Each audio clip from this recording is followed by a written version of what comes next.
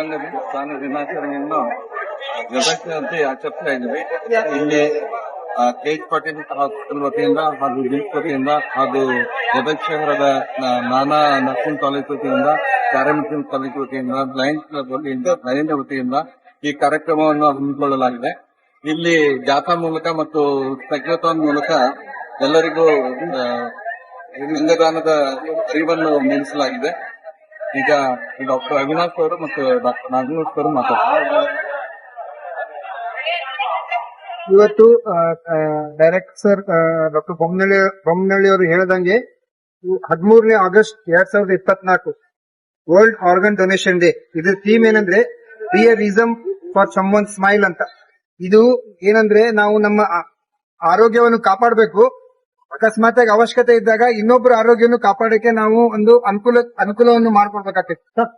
ಆ ರೀತಿ ಆ ಅವೇರ್ನೆಸ್ ಕ್ರಿಯೇಟ್ ಮಾಡಕ್ಕೆ ನಮ್ಮ ಗದಗ ಜಿಲ್ಲೆಯ full medical facility, nursing facility ಎಲ್ಲಾ ಚಾರಿಟೇಬಲ್ ಆರ್ಗನೈಸೇಷನ್ ಸೇರ್ಕೊಂಡು ಆರ್ಗನ್ಸ್ ಅನ್ನು ಪ್ಲೆಜ್ ಮಾಡಕ್ಕೆ ಸೇರ್ಕೊಂಡು ಜನಸಾಮಾನ್ಯರಿಗೆ ಅವೇರ್ನೆಸ್ ಕೊಡಲು ನಾವೆಲ್ಲರೂ ಸೇರ್ಕೊಂಡಿದ್ದೀವಿ. ಇದೇ ಮೂಲಕ ನಾವೆಲ್ಲರೂ ಆರ್ಗನ್ ಪ್ಲೆಜ್ ಮಾಡ್ಬೇಕಂತ ಹೇಳಿ ಒಂದು ಪ್ರಾಮಿಸ್ ಮಾಡ್ಬೇಕು. Today I am a organ donor, are you ಅಂತ ನಾವೆಲ್ಲರಿಗೂ ಪ್ರಶ್ನೆ ಕೇಳಕ್ ಸ್ಟಾರ್ಟ್ ಮಾಡ್ಬೇಕು. Thank you.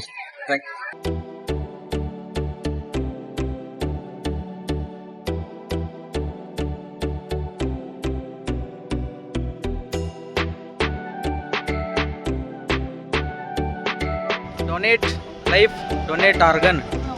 ಆರ್ಗನ್ ಡೊನೇಷನ್ ಜನರಿಗೆ ಅರಿವು ಮೂಡಿಸುವ ಸಂಬಂಧ ಇದು ರ್ಯಾಲಿ ನಡೆದೈತಿ. ಪೂರ್ತಿ ನಮ್ಮ ಗದಗ ಫುಲ್ ಏನೈತಲ್ಲ ಅಲ್ಲಿ ರ್ಯಾಲಿ ಮಾಡಂತೀವಿ ನಾವು ನಮ್ದು Gadag institute of medical science ಮತ್ತು ಅದರ್ ಕಾಲೇಜಸ್ ಎಲ್ಲ ಪಾರ್ಟಿಸಿಪೇಟ್ ಆಗ್ಯಾವ ಇದರಲ್ಲಿ.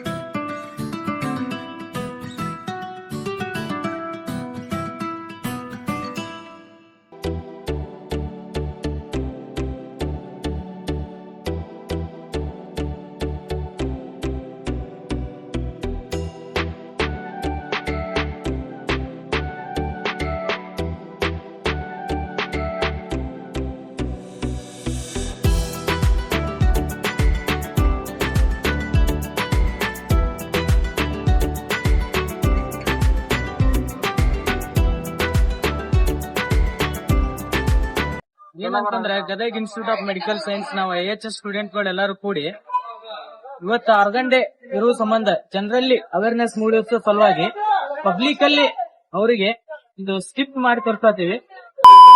ಎಂದರೆ ಒಬ್ಬ ವ್ಯಕ್ತಿಯ ಅಂಗಾಂಗಗಳನ್ನು ಇನ್ನೊಬ್ಬ ವ್ಯಕ್ತಿಗೆ ಕಸಿ ಮಾಡುವ ಉದ್ದೇಶದಿಂದ ದಾನ ಮಾಡುವುದು. ದಾನವು ದಾನಿಗಳು ಮತ್ತು ಸ್ವೀಕರಿಸುವವರಿಗಿಂತ ಹೆಚ್ಚು ಪರಿಣಾಮ ಬೀರುತ್ತದೆ. ಕಸಿ ಮಾಡಿದ ನಂತರ ಅವರ ನವೀಕೃತ ಜೀವನ ಮತ್ತು ಸುಧಾರಿತ ಆರೋಗ್ಯದಿಂದ ಅವರು ಪ್ರಯೋಜನ ಪಡೆಯುತ್ತಾರೆ. ಇದನ್ನು ಬೀದಿ ನಾಟಕದ ಮೂಲಕ ಜಿಮ್ಸ್ ಅಲೈಡೆನ್ಸ್ ವಿದ್ಯಾರ್ಥಿಗಳಾದ ನಾವು ನಿಮ್ಮ ಮುಂದೆ ತೋರ್ಪಡಿಸುವ ಒಂದು ಸಣ್ಣ ಪ್ರಯತ್ನ ನಮ್ಮದು. ಹಾಗಾದರೆ ಬನ್ನಿ ನೋಡೋಣ ಬೀದಿ ನಾಟಕ ಸಾವಿನ ನಂತರ ಬದುಕು. ಆಸ್ಪತ್ರೆಯಲ್ಲಿ ಕೆಮ್ಮುತ್ತಾ ಬರುತ್ತಿರುವ ಯುವಕ ಅವನ ತಂದೆಯ ಜೊತೆ.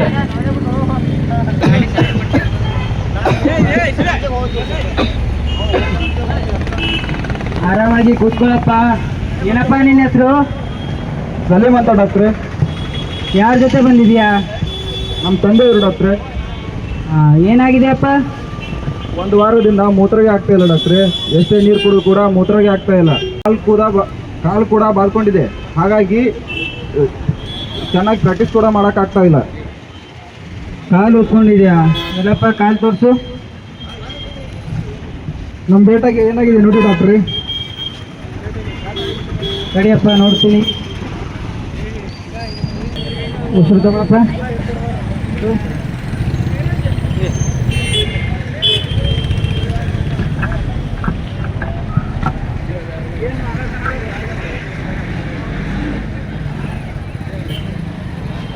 ನಿನಗೆ ತುಂಬ ಪ್ರಾಬ್ಲಮ್ ಆಗಿದೆ. ಸ್ವಲ್ಪ ರಕ್ತ ಪರೀಕ್ಷೆ ಮಾಡಿಸ್ಬೇಕು ಮತ್ತು ಸ್ಕ್ಯಾನಿಂಗ್ ಮಾಡಿಸ್ಬೇಕು. ಎಲ್ಲನೂ ಮಾಡಿಸಿ ಅದಾದ ನಂತರ ಮುಂದೆ ನೋಡೋಣ. ಸದ್ಯಕ್ಕೆ ಕೆಮ್ಮಸ್ತಿದೆ ಅಲ್ಲ, ಅದಕ್ಕೆ ವಾರ್ಡಲ್ಲಿ ಹೋಗಿ ಅಡ್ಮಿಷನ್ ಮಾಡ್ಕೊ. ಟ್ಯಾಬ್ಲೆಟ್ಸ್ ಬರ್ಕೊಟ್ಟಿರ್ತೀನಿ. ಈಗ ಬರ್ಕೊಟ್ಟಿರೋ ಟೆಸ್ಟ್ನ ಹೋಗಿ ಮಾಡ್ಕೊಂಡು ಬಂದ್ಬಿಡು.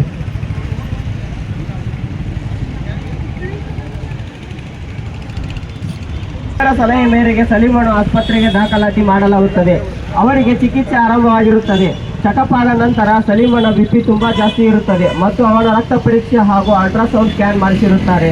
ಸಲೀಮ ತಂದೆಯನ್ನು ಭೇಟಿಯಾಗಲು ವೈದ್ಯರು ಕರೆದಿರುತ್ತಾರೆ. ಮುಂದೆ ಏನಾಗುತ್ತೆ ಎಂದು ನೋಡೋಣ. ಬನ್ನಿಯಪ್ಪ ಕೂತ್ಕೊಳ್ಳಿ. ನಾವು ಸಲೀಮ್ ಅವ್ರ ತಂದೆ ಡಾಕ್ಟ್ರೆ. ರಕ್ತ ಪರೀಕ್ಷೆ ಮತ್ತು ಎಲ್ಲ ರಿಪೋರ್ಟ್ಸ್ ನೋಡಿದ್ಮೇಲೆ ನಿಮ್ಮ ಮಗಂದು ಕಾಲಲ್ಲಿ ನೀರು ತುಂಬ್ಕೊಂಡು ಬಿಟ್ಟಿವೆ. ಎರಡೂ ಕಾಲು ಉದ್ಕೊಂಡು ಬಿಟ್ಟಿವೆ. ಅಯ್ಯೋ ದೇವ್ರೆ, ಹೀಗಾಗೈತಲ್ಲ ಇದು. ಹಾಗೆ ಅವರ ಕಿಡ್ನಿ ರಿಪೋರ್ಟ್ಸ್ ನೋಡಿದ್ಮೇಲೆ ಎರಡೂ ಕಿಡ್ನಿಗಳು ಕೂಡ ಫೇಲ್ ಆಗಿದ್ದಾವೆ. ಅಯ್ಯೋ ದೇವ್ರೆ, ಈಗೇನು ಮಾಡೋದು ಡಾಕ್ಟ್ರೆ? ನೋಡಪ್ಪ, ಸದ್ಯಕ್ಕಂತೂ ನಾವು ಎಮರ್ಜೆನ್ಸಿಯಾಗಿ ಡಯಾಲಿಸಿಸ್ ಮಾಡಿಸ್ಬೇಕು. ನಿಮ್ಮ ಮಗನ್ನ ಡಯಾಲಿಸಿಸ್ ಕರ್ಕೊಂಡು ಹೋಗ್ಬೇಕು. ಡಯಾಲಿಸಿಸ್ ಹಾಗಂದ್ರೆ ಏನು ಡಾಕ್ಟ್ರೆ? ನೋಡಪ್ಪ, ಡಯಾಲಿಸಿಸ್ ಅಂದರೆ ನಮ್ಮ ದೇಹದಲ್ಲಿ ರಕ್ತದಲ್ಲಿ ಕೆಟ್ಟ ಅಂಶಗಳು ಸೇರ್ಕೊಂಡು ಕೆಟ್ಟು ಹೋಗಿರ್ತದ. ಅದನ್ನು ಡೈಲೈಸರ್ ಅನ್ನೋ ಮಷಿನನ್ನು ಯೂಸ್ ಮಾಡಿಕೊಂಡು ರಕ್ತನ ಶುದ್ಧಿ ಮಾಡಿ ಪುನಃ ನಮ್ಮ ದೇಹಕ್ಕೆ ಟ್ರಾನ್ಸ್ಫರ್ ಮಾಡ್ತೀವಿ. ಅದನ್ನು ನಾವು ಡಯಾಲಿಸಿಸ್ ಅಂತ ಕರಿತೀವಿ. ಡಯಾಲಿಸಿಸ್ನ ಒಂದ್ಸಲ ಮಾಡಿಸಿದ್ರೆ ಸಾಕ ಡಾಕ್ಟ್ರೆ? ಇಲ್ಲಪ್ಪ, ನಿರಂತರವಾಗಿ ಮಾಡಿಸ್ತಾ ಇರಬೇಕು. ಇದಕ್ಕೆ ಬೇರೆ ದಾರಿ ಏನಿಲ್ವ ಡಾಕ್ಟ್ರೆ? ಬೇರೆ ದಾರಿ ಇದೆ. ನಿಮ್ಮ ಹತ್ರ ಯಾರಾದರೂ ಕಿಡ್ನಿ ಡೊನೇಟ್ ಮಾಡೋರಿದ್ದಾರಾ? ನಾನೇ ಕೊಡ್ತೀನಿ ಡಾಕ್ಟ್ರೆ. ವಯಸ್ಸು ಎಷ್ಟಪ್ಪ? 60 ವರ್ಷ ಡಾಕ್ಟ್ರೆ. 60 ವರ್ಷನಾ? ನಿಮಗೇನಾದರೂ B P sugar? B P ಇದೆ ಡಾಕ್ಟ್ರೆ, ಶುಗರು ಇದೆ, ಮಾತ್ರೆ ತಗೋತೀನಿ. ಹಾಗಾದರೆ ನೀವು ಕಿಡ್ನಿ ಡೊನೇಟ್ ಮಾಡುವಂಗಿಲ್ಲ. ಮತ್ತು ನಿಮ್ಮ ಸಂಬಂಧಿಕರು ಬೇರೆ ಯಾರಾದರೂ ಇದ್ದರೆ ನೋಡಿ. ನಮ್ಗೆ ಯಾರೂ ಇಲ್ಲ ಡಾಕ್ಟ್ರೆ ಸದ್ಯಕ್ಕೆ. ಹಾಗಾದರೆ ನಮ್ಮಲ್ಲಿ ಗೌರ್ಮೆಂಟ್ ಒಂದು ಸಂಸ್ಥೆ ಇದೆ, ಜೀವ ಸಾರ್ಥಕತೆ ಅಂತ ಒಂದು ಸಂಸ್ಥೆ ಇದೆ. ಆ ಸಂಸ್ಥೆಯಲ್ಲಿ ನಿಮ್ಮ ಮಗನ ಹೆಸರನ್ನ ನೋಂದಣಿ ಮಾಡಿಸು. ಅದಾದಮೇಲೆ ಒಂದು ತಿಂಗಳು ನಿರಂತರವಾಗಿ ಡಯಾಲಿಸಿಸ್ ಮಾಡಿಸು. ಡಯಾಲಿಸಿಸ್ ಮಾಡಿದ್ಮೇಲೆ ನೀವು ನೋಂದಣಿ ಆದಮೇಲೆ, ಈಗ ಮೆದುಳು ಸಾವಾಗಿ ಆಕ್ಸಿಡೆಂಟ್ ಆಗಿ ಡೆಡ್ ಆದವರು ನಿಮ್ಮ ಮಗನಿಗೆ ಕಿಡ್ನಿ ಡೊನೇಟ್ ಮಾಡಿರ್ತಾರೆ. ಅವಾಗ ನಿಮ್ಮ ಸರ್ವಿ ಬಂದಾಗ ಹೋಗ್ಬಿಟ್ಟು ನೀನು ಕಿಡ್ನಿ ತೊಗೊಂಡು ಬರ್ಬೋದು. ಆ ಟ್ರಾನ್ಸ್ಪ್ಲಾಂಟ್ ಮಾಡಿಸಿದ ಮೇಲೆ ಮೊದಲಿನ ಥರ ಆಗ್ತಾನೆ ಡಾಕ್ಟ್ರೆ ನಮ್ಮ ಮಗ? ನೀವು ಡಯಾಲಿಸಿಸ್ ಮಾಡಿಸ್ಬೇಕು. ನಂತರ ಟ್ರಾನ್ಸ್ಪ್ಲಾಂಟ್ ಮಾಡಿದ್ಮೇಲೆ ನಿಮ್ಮ ಮಗ ಮೊದಲಿನ ಥರ ಹೆಂಗಿರ್ತಾನೋ ಹಂಗೆ ರೆಡಿಯಾಗಿರ್ತಾನೆ. ಹಾಗಿದ್ರೆ ನಾವು ಡಯಾಲಿಸಿಸ್ ಮಾಡಿಸ್ತೀವಿ ಡಾಕ್ಟ್ರೆ. ನಿನ್ನ ಜೊತೆ ನಿನ್ನ ಮಗನ ಪರ್ಮಿಷನ್ ಕೂಡ ಬೇಕಪ್ಪ. ಆಯಿತು ಸರ್. ಹಾಗಾದರೆ ಇಲ್ಲೊಂದು ಸೈನ್ ಮಾಡಿ ಹೋಗು. ಆಯಿತು ಸರ್. ಪ್ರಿಯಾಂಕಾ ಮತ್ತು ಮೇರಿ ತುಂಬಾ ಆತ್ಮೀಯ ಗೆಳತಿಯರು. ಮೇರಿ ತುಂಬಾ ದುಃಖದಲ್ಲಿ ಇರುವುದನ್ನು ಪ್ರಿಯಾಂಕಾ ನೋಡುತ್ತಾಳೆ. ಹೇ ಮೇರಿ, ಯಾಕೆ ದುಃಖದಲ್ಲಿದ್ದೀಯಾ? ಬೇಜಾರಾಗಿದೆಯಾ? ಯಾಕೆ ಏನಾಯ್ತು? ಏನು ಹೇಳೋದು ಗೊತ್ತಾಗ್ತಾ ಇಲ್ಲ. ಜೀವನವೇ ತುಂಬಾ ಬೇಜಾರಾಗಿದೆ. ಯಾಕೆ ಏನಾಯ್ತು? ನನಗೆ 10 ವರ್ಷದ ಮಗಳು ಇರೋದು ನನಗೆ ಗೊತ್ತಲ್ಲವೇ? ಹೌದು ಗೊತ್ತು. ಅವಳಿಗೆ ಏನಾಯ್ತು? ಅವಳಿಗೆ ಸ್ವಲ್ಪ ನಡೆದರೂ ಸುಸ್ತಾಗುತ್ತದೆ. ಕೈ ಬೆರಳು ಕಾಲು ಬೆರಳು ತುಂಬಾ ನೀಲಿ ಆಗಿದೆ. ನಡೆದರೂ ಸುಸ್ತಾಗುತ್ತದೆ. ಹೌದಾ? ಹಾಗಾದ್ರೆ ಡಾಕ್ಟರ್ ಬಳಿ ಹೋಗ್ಬೇಕಲ್ವೇ? ತೋರಿಸಿದ್ದೇನೆ. ಅವರು ಬ್ಲಡ್ ಟೆಸ್ಟ್ ಮತ್ತೆ ಇಕೋ ಟೆಸ್ಟ್ ಎಲ್ಲ ಮಾಡಿಸಿದ್ದೇನೆ. ಅವಳಿಗೆ ಹಾರ್ಟ್ ವೀಕ್ ಇದೆ ಅಂತ ಹೇಳಿದ್ದಾರೆ. ಬೇಜಾರಾಗಬೇಡ, ಎಲ್ಲ ಒಳ್ಳೇದಾಗುತ್ತೆ. ಸ್ನೇಹ ಈ ಸುಂದರ ಜಗತ್ತನ್ನು ನೋಡಲು ಇಷ್ಟಪಡುತ್ತಾಳೆ. ಆದರೆ ಅವಳ ಕಣ್ಣುಗಳಿಗೆ ದೃಷ್ಟಿಯೇ ಇರುವುದಿಲ್ಲ. ಅವಳಿಗೆ ಎಲ್ಲರ ತರಹ ಬರೆಯಬೇಕು, ಕುಣಿಯಬೇಕು, ನೋಡಬೇಕೆಂಬ ಆಸೆ. ಅವಳು ಒಳ್ಳೆಯ ಚಿತ್ರ ಬಿಡಿಸುತ್ತಾಳೆ. ತಾನು ಬಿಡಿಸುವ ಚಿತ್ರ ನೋಡುವ ಭಾಗ್ಯ ಅವಳಿಗಿಲ್ಲ. ದೇವರೇ, ನನ್ನ ಕಣ್ಣುಗಳಿಗೆ ದೃಷ್ಟಿಯೇ ಇಲ್ಲವೇ? ನಾನು ಎಲ್ಲರ ರೀತಿ ಈ ಲೋಕವನ್ನು ನೋಡ ಬಯಸುತ್ತೇನೆ. ನಾನು ಎಲ್ಲರ ರೀತಿ ಈ ಪ್ರಕೃತಿ ಸೌಂದರ್ಯವನ್ನು ನೋಡ ಬಯಸುತ್ತೇನೆ. ಆದರೆ ನನ್ನ ಕಣ್ಣಲ್ಲಿ ನನ್ನ ಜೀವನ ಕತ್ತಲುಮಯವಾಗಿದೆ. ದೇವರೇ, ಇದಕ್ಕೆ ಪರಿಹಾರವೇ ಇಲ್ಲವೇ? ರಮೇಶ ಕೆಲಸದಿಂದ ಮನೆಗೆ ತೆರಳುವಾಗ ಅವನಿಗೆ ಬೈಕ್ ಆಕ್ಸಿಡೆಂಟ್ ಆಗಿ ತಲೆಗೆ ಏಟಾಗಿ ತೀವ್ರ ರಕ್ತಸ್ರಾವವಾಗಿರುತ್ತದೆ. ಅವನನ್ನು ಚಿಕಿತ್ಸೆಗಾಗಿ ಆಸ್ಪತ್ರೆಗೆ ದಾಖಲು ಮಾಡಿರುತ್ತಾರೆ. ಹಲೋ ಹಲೋ ಆಂಟಿ, ನಾನು ರಮೇಶ್ನ ಫ್ರೆಂಡ್ ಮಾತಾಡುತ್ತಿರೋದು. ಹಾಂ, ಹೇಳಪ್ಪ. ರಮೇಶ್ ರೋಡ್ ಆಕ್ಸಿಡೆಂಟ್ ಆಗಿ ತಲೆಗೆ ಏಟು ಬಿದ್ದು ತುಂಬ ರಕ್ತಸ್ರಾವವಾಗಿದೆ. ಇಲ್ಲೇ ಹತ್ತಿರದಲ್ಲಿರೋ ಹಾಸ್ಪಿಟಲಲ್ಲಿ ಇದೀವಿ, ಬೇಗ ಬನ್ನಿ ಆಂಟಿ. ಹಾಂ, ಸರಿ ಸರಿ, ಈಗ ಬರ್ತೀವಿ.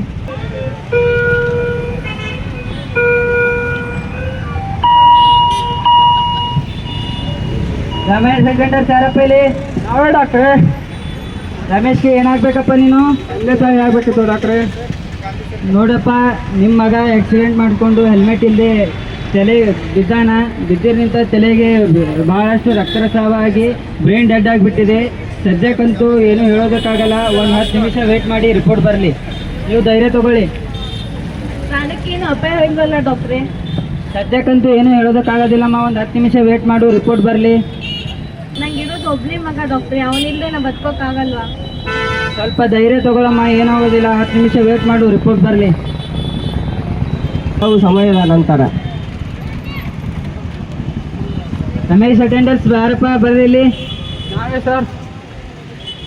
ನೋಡಪ್ಪ, ನಿನ್ನ ಮಗಂದು ಬ್ರೈನ್ ಡೆಡ್ ಆಗೋಗಿದೆ. ಆಕ್ಸಿಡೆಂಟ್ ಆಗಿ ಬಿದ್ದರಿಂದ ತೀವ್ರ ರಕ್ತಸ್ರಾವವಾಗಿದೆ. ಸದ್ಯಕ್ಕಂತೂ ಅವನು ಅನ್ಕಾನ್ಷಿಯಸ್ ಇದ್ದಾನೆ. ಹಾಂ, ಬ್ರೈನ್ ಡೆಡ್ ಹಾಗಂದ್ರೆ ಏನು ಸರ್? ನೋಡಪ್ಪ, ನಿನ್ನ ಮಗ ಹೆಲ್ಮೆಟ್ ಬಳಸದೆ ರೋಡಲ್ಲಿ ಟ್ರಾವೆಲ್ ಮಾಡಿ ಬಿದ್ದಿರೋದ್ರಿಂದ ತಲೆಗೆ ಪೆಟ್ಟು ಬಿದ್ದು ತೀವ್ರ ರಕ್ತಸ್ರಾವ ಆಗ್ಯದ. ಸದ್ಯಕ್ಕಂತೂ ಅವನು ಉಸಿರಾಡೋ ಸ್ಥಿತಿಯಲ್ಲಿಲ್ಲ. ಅವನಿಗೆ ನಾವು ವೆಂಟಿಲೇಟರ್ ಅಳವಡಿಕೆ ಮಾಡಿಬಿಟ್ಟು ಆರ್ಟಿಫಿಷಿಯಲ್ ಆಗಿ ಆಕ್ಸಿಜನ್ನ ಸಪ್ಲೈ ಮಾಡಿ ಅವನ್ನ ಉಸಿರಾಡಿಸ್ತಾ ಇದ್ದೀವಿ. ಅದನ್ನು ನಾವು ಬ್ರೈನ್ ಡೆಡ್ ಅಂತ ಕರೀತೀವಿ. ಯಾವಾಗ ವೆಂಟಿಲೇಟರ್ ಸಪೋರ್ಟ್ ಹೋಗ್ತದೋ ನಿನ್ನ ಮಗನಿಗೆ, ಅವಾಗ ನಿನ್ನ ಮಗನ ಸ್ಥಿತಿ ನಾವು ಏನೂ ಹೇಳೋದಕ್ಕಾಗೋದಿಲ್ಲ. ನನ್ನ ಮಗ ಬದುಕಲು ಸಾಧ್ಯವೇ ಇಲ್ವೇ? ನೋಡಮ್ಮ, ಸದ್ಯಕ್ಕಂತೂ ನಾವು ಏನೂ ಮಾಡೋ ಪರಿಸ್ಥಿತಿಯಲ್ಲಿ ಇಲ್ಲ. ನಿಮಗೆ ಅಂಗಾಂಗ ಡೊನೇಷನ್ ಬಗ್ಗೆ ಏನಾದರೂ ಗೊತ್ತಾ? ಇಲ್ಲ ಡಾಕ್ಟ್ರೇ, ಇಲ್ಲ. ಅದ್ರ ಬಗ್ಗೆ ಗೊತ್ತೇ ಇಲ್ವಾ?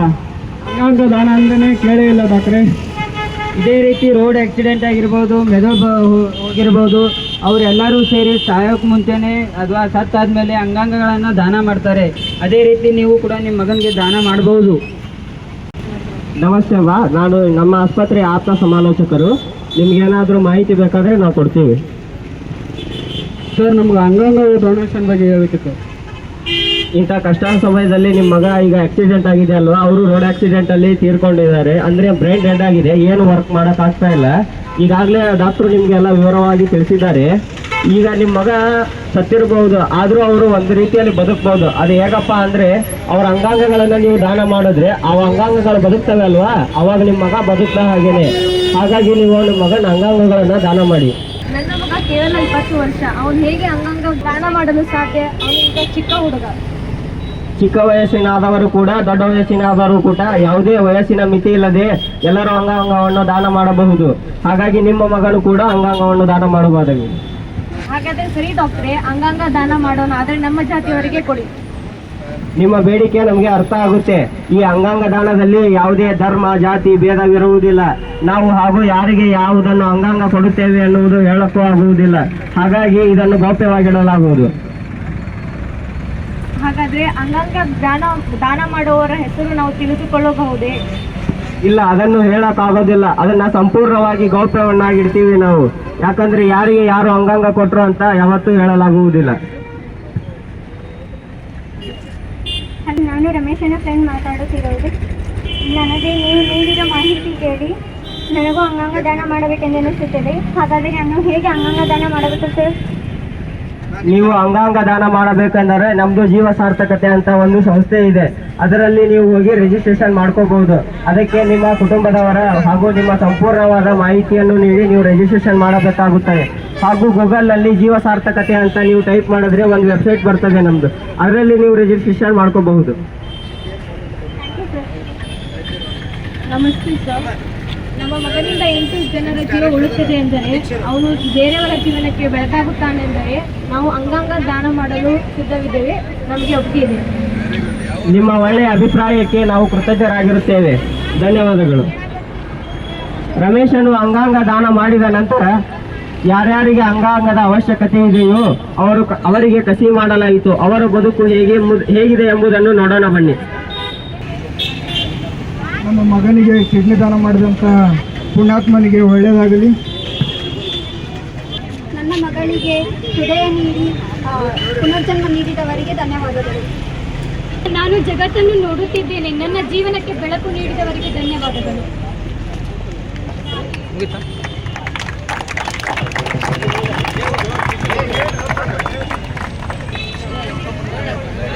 ಕಿಡ್ನಿ ನನ್ನನ್ನು ಸುಡಬೇಡಿ. ನಾನು ಸದಾ ಮಾನವ ದೇವರಿಂದ ರಕ್ತವನ್ನು ಶುದ್ಧೀಕರಿಸಲು ಇಷ್ಟಪಡುತ್ತೇನೆ.